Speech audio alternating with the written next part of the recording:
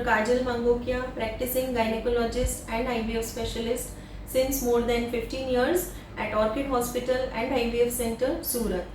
नमस्कार, आपका स्वागत है ऑर्किड पेशेंट्स अवेयरनेस सीरीज़ में। और आज मैं बात करने वाली हूँ कि ओवम पिकअप की जो प्रोसीजर होती है वह प्रोसीजर के पहले और वह प्रोसीजर के दरमियान आपको क्या क्या सावधानी रखनी चाहिए। सो स्पेशली इंस्ट्रक्शन जो होते हैं पेशेंट्स के लिए, उसके बारे में आज डिटेल में बात करेंगे। सो फ्रेंड्स, जनरली जो भी महिला है जिनका IVF साइकिल चल रहा है, सो उनको पीरियड के सेकेंड डे से ऑन एन एवरेज 10 से 12 दिन इंजेक्शंस डेली बेसिस पे और फिक्स टाइम पे लेने होते हैं। और जैसे ही आपके जो फॉलिकल्स है वो मैच्योर हो जाते हैं, बिटवीन 18 to 20 mm के साइज़ के हो जाते हैं, उसके बाद ट्रिगर के लिए इंजेक्शन दिया जाता है। और जो दिन आपका ट्रिगर होता है वह दिन आपके ब्लड टेस्ट भी किए जाते हैं। सो जनरली ट्रिगर का जो इंजेक्शन होता है वह ऑन एन एवरेज रात के समय पे ही आता है। समझो कि जैसे हम सुबह में पेशेंट का पिकअप प्लान कर रहे हैं तो ऑलमोस्ट रात के समय पे आपको ट्रिगर का इंजेक्शन लेना होता है। और it is on an average 34 to 36 hours के बीच में आपका ओवम पिकअप का प्रोसीजर आता है। सो फॉर एग्जांपल आपको रात को 12:30 बजे इंजेक्शन लिया है तो उसके नेक्स्ट डे मॉर्निंग में 10:30 बजे, यानी कि 34 आवर्स पे अगर हम पिकअप प्लान कर रहे हैं, सो 10:30 बजे सुबह में आपका पिकअप का प्रोसीजर होता है। दूसरा कि यह जो इंजेक्शन होता है वह जो भी समय आपको बताया गया है वह समय पे लेना बहुत ही ज़रूरी होता है।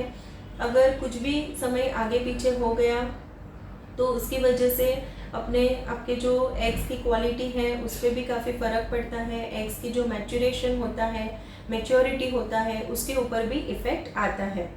दूसरा कि जब भी आपका पिकअप है, जो दिन पे आपका पिकअप का प्रोसीजर है वह दिन हस्बैंड एंड वाइफ दोनों को आना ज़रूरी होता है, क्योंकि वह समय पे जो महिला है उनके ओवम जो स्त्री बीज है वो बाहर निकालने की प्रोसीजर होती है और जो हस्बैंड है उनको अपना सीमन सैंपल देना होता है।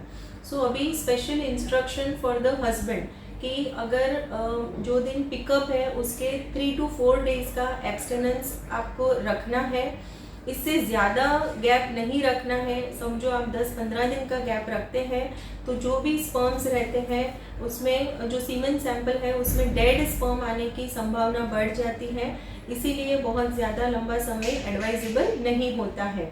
और बहुत शॉर्ट समय भी एडवाइजेबल नहीं है। हालांकि जो रिसेंट गाइडलाइंस आई है उसमें 24 to 48 आवर्स कहते हैं, बट ऑन एन एवरेज अगर आप 3 दिन का मैक्सिमम एब्सटेनेंस रखते हैं तो बहुत ही अच्छी बात है। जितना कम गैप रखेंगे तो उसमें जो क्वांटिटी ऑफ द सीमेन है वो कम आने की संभावना बढ़ जाती है। सो यह इम्पॉर्टेंट रहता है from the male partner aspect. दूसरा कि जो दिन आपका ओवम पिकअप का प्रोसीजर है वो दिन आपको भूखे पेट आना होता है। काफ़ी बार ऐसा होता है कि पेशेंट को बोलते हैं कि नील बाय माउथ आना है या तो आपको कुछ खाना नहीं है, तभी भी उनका क्वेश्चन रहता है कि मैम चाय तो पी सकते हैं ना। सो फ्रेंड्स, इसीलिए कि आपको पानी भी नहीं लेना है, चाय कॉफ़ी ब्रेकफास्ट कुछ भी नहीं लेना है। जो दिन आपका पिकअप का प्रोसीजर है सुबह में, तो आपको ऑन एन एवरेज बोला जाता है कि 6 से 8 घंटे का फास्टिंग ज़रूरी होता है। सो समझो कि सुबह 10:30 बजे पिकअप है तो आप रात को 11-12 बजे के बाद कुछ भी खाना पीना नहीं है। और सुबह में पिकअप के 2 घंटा पहले आपको आना बहुत ज़रूरी है, ताकि जो भी प्रिपरेशन होती है, आपकी शेव प्रिपेयर वगैरह करना है, वह सारी प्रोसीजर हो जाती है। आप मेंटली भी थोड़ा रिलैक्स हो जाते हैं कि आप हॉस्पिटल पहुंच गए हो। और समय पे आना ज़रूरी है। काफ़ी बार ऐसा भी होता है कि पेशेंट को लगता है 10:30 बजे का है तो हम 10 बजे पहुंच जाएं। समझो कि कोई ट्रैफिक है या कोई भी आप बाहर से आ रहे हो तो ट्रेन डिले हो जाती है, कुछ भी पॉसिबल हो सकता है। और फ्रेंड्स, अगर यह हम टाइम पे प्रोसीजर नहीं करते हैं तो आपके जो भी फॉलिकल्स डेवलप हुए हैं वह रप्चर हो जाते हैं। और ऐसा होता है कि फिर जब भी आपका पिकअप प्रोसीजर करते हैं तो उसमें एक भी अंडा नहीं मिलता है। तो इसीलिए टाइम जो है वो बहुत ही इम्पॉर्टेंट है ओवम पिकअप प्रोसीजर में। सो आपको जो इंस्ट्रक्शन दिए जाते हैं, जो भी हॉस्पिटल में आपका प्रोसीजर हो रहा है, वह इंस्ट्रक्शन आप अच्छे से सुनिए, अच्छे से उसको फॉलो कीजिए। कोई भी कंफ्यूजन है तो आप वहाँ पे ही उसको क्लियर कर दीजिए। दूसरा कि समझो कि पिकअप के दिन टैसा पैसा की प्रोसीजर है, तो आपको और एक रिलेटिव को और एक अकम्पनिंग पर्सन को साथ में लेकर आना ज़रूरी है, क्योंकि ओवम पिकअप अंडर एनेस्थेशिया होता है और जो टैसा पैसा प्रोसीजर है वो भी अंडर एनेस्थेशिया होती है। तो अगर आप हस्बैंड वाइफ दोनों अकेले आए हैं तो आपको एक अकम्पनिंग पर्सन चाहिए जो आपके बिहाफ मतलब आपके साथ जो प्रोसीजर है उसके लिए कंसेंट दे सके और आपका पोस्ट ऑपरेटिव आपके साथ रह सके।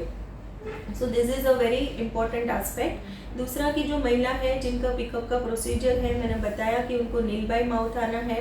दूसरा कि आपको वो दिन अच्छे से स्नान करके आना है और मेकअप, आप जो परफ्यूम्स वगैरह है, डिओड्रेंट है, वो अप्लाई नहीं करना है।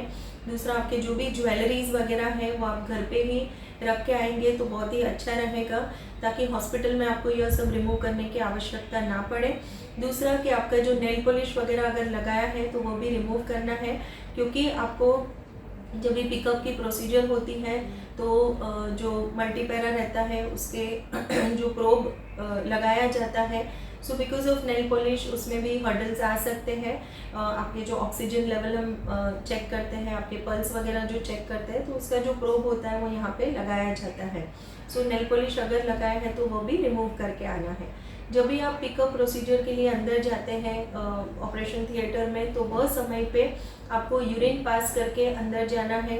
प्राइवेट पार्ट्स आपके जो है शेव प्रिपेयर वगैरह हो जाता है और उसके बाद आपको अंडर एनेस्थेशिया आपकी यह जो प्रोसीजर है ओवम पिकअप की, वह सोनोग्राफी गाइडेड प्रोसीजर की जाती है। ओवम पिकअप निडल होती है, इससे जो भी फॉलिकल्स डेवलप हुए हैं उसमें से फ्लूइड एस्पिरेट किया जाता है। हमारे काफ़ी सारे लाइव वीडियोस हैं ओवम पिकअप प्रोसीजर पे, आप वो भी देख सकते हैं। और दूसरा कि यह जो प्रोसीजर है वह पेनफुल नहीं है, इसमें कोई कट नहीं लगता है, आपके योनि मार्ग से ही यह प्रोसीजर परफॉर्म की जाती है और on an average 15 to 20 minutes maximum half an hour में आपकी यह प्रोसीजर कंप्लीट हो जाती है।